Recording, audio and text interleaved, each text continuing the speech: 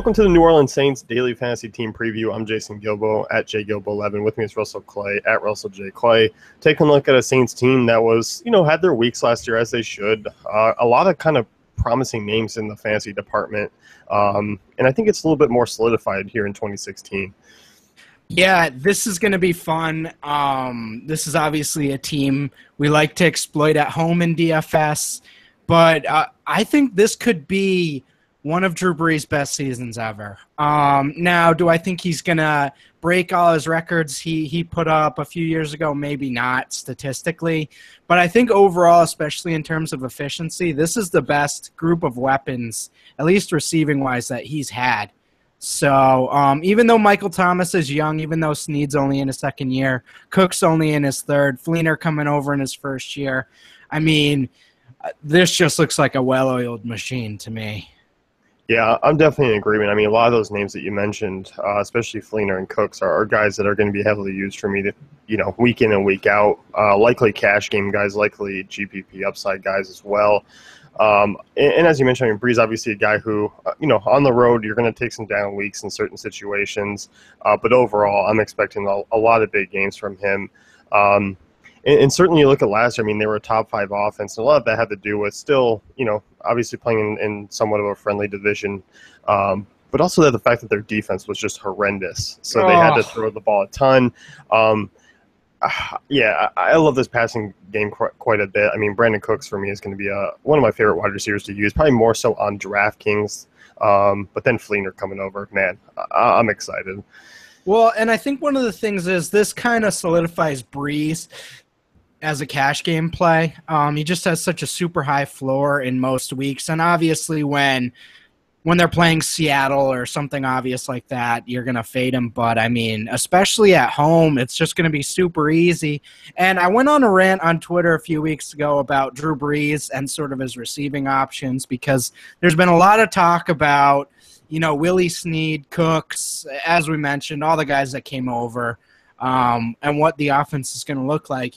I mean, since he came to the Saints, he's only had one receiver over 1,300 receiving yards, and that was Jimmy Graham in that amazing 2012 season, I believe. But mostly, he kind of keeps a lot of guys between that 700 and 1,200-yard range. So while it seems like there's a lot of mouths to feed there, I think it's conceivable that he has 4 or 5 guys above that 700 yards. And, I mean, that means you're projecting Brees for 5,000 yards, which isn't always – you don't want to project someone for 5,000 yards. But I don't see a way, if healthy, he doesn't land between 46 and 5,000 yards this year. And I can see Snead – approaching 900 to 1,000 yards, Cooks getting to that 1,100 yard range, and I mean even the young Michael Thomas, I could see him getting 700, 800 yards this year, and it's just going to put even more emphasis on the matchup. Sort of when you go into the week, you're going to have to really look at what corners are weak. If the linebackers are weak against tight ends, that's going to be super important for who you sort of stack with Brees. Yeah, I definitely agree. And I think one of the most overlooked things in 2015, obviously because Ingram, was injured throughout the last part of the season, he got 64 targets out of the backfield and completed 55 of them. I mean, kind of a friendly number, and it's not because I'm comparing him to a Woodhead or anyone like that, but it's just kind of a nice addition for Ingram and this offense alone that he has that ability to catch balls out of the backfield. So that's just kind of another weapon you can toss in there. As far as finding the consistent guy, I do think Cooks is still going to be that guy, and I think Fleener as well, while the other two are more obviously going to be GPP tournament-type plays. But there is certainly going to be a lot of cash game potential here. Yeah, and I think generally speaking, people are kind of all over the board on Cooks as what they see for his future, but I think we can all agree connected to Drew Brees as the at least pseudo number 1 receiver is going to mean at least wide receiver 10 to 15 numbers if he stays healthy. Yeah, I definitely think so too. And there are certainly a lot of targets up for grabs. I mean, obviously Colston, Watson both out. That's going to shore things up for a lot of those secondary pieces there. And incoming Fleener, who I know you and I are both in love with for this upcoming season. So for me, I mean, he's going to be a guy who at his current price for what you see in week one, it's hard to really get away from him. And obviously I do expect him to kind of come up in price as the season goes on, but he's probably going to be a top 5 tight end for me. Yeah, sometimes you got to listen to that draft pedigree in the offseason, especially in free agency. We see it all the time.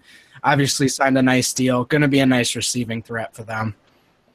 Yeah, it definitely is. And as far as, looking at the strength of schedule in the passing game, they do have a couple tough matchups. I mean, Kansas City, Seattle, and Denver. Also going to face Carolina twice, which I'm a little bit hesitant on actually how good Carolina's defense is going to be again this year. But I mean, a couple weeks to stay away from them. But overall, I mean, there's going to be 12 or 13 weeks where they're going to be in serious contention for top options. So that's going to be 4 or 5 weeks where we were talking about that you probably just don't need to bother with them. And that makes it pretty easy. And then the rest of the weeks, you're like, all right, in the dome, let's do it. Yeah, it's going to be a fun one for the Saints in the passing game. As far as the running game goes, I mean, I like Mark Ingram. I think he's always kind of a solid RB2 option. I'm a big fan because the passing game is pretty solid and always has been. It really does balance it out, even though Mark Ingram isn't going to be a heavily volume guy. It's just he works so well in that system.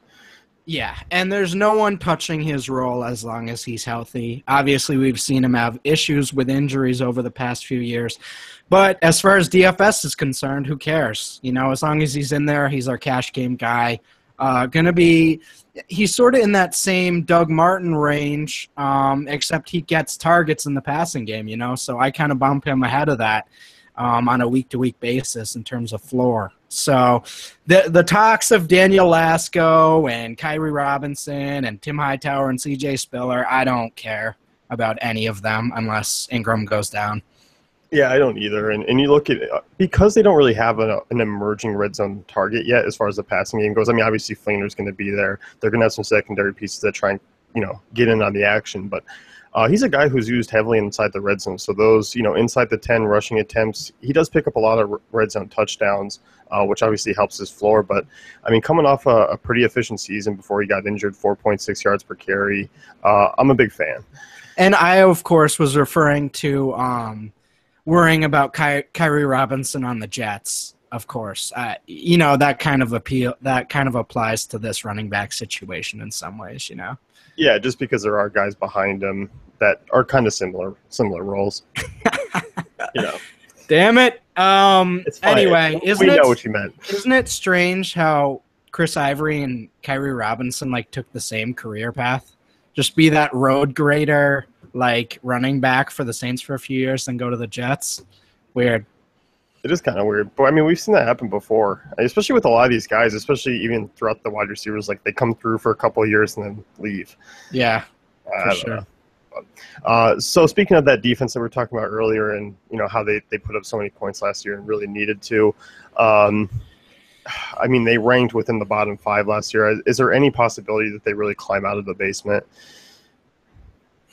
Yeah, they're going to be bad.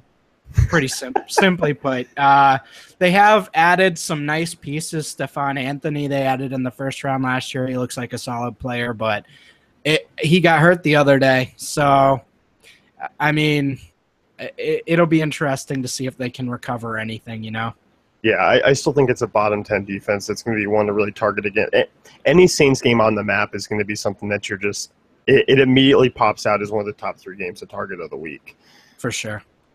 That's going to wrap it up with our Saints preview. Be sure to check out the rest of our team previews at dailyfantasycafe.com.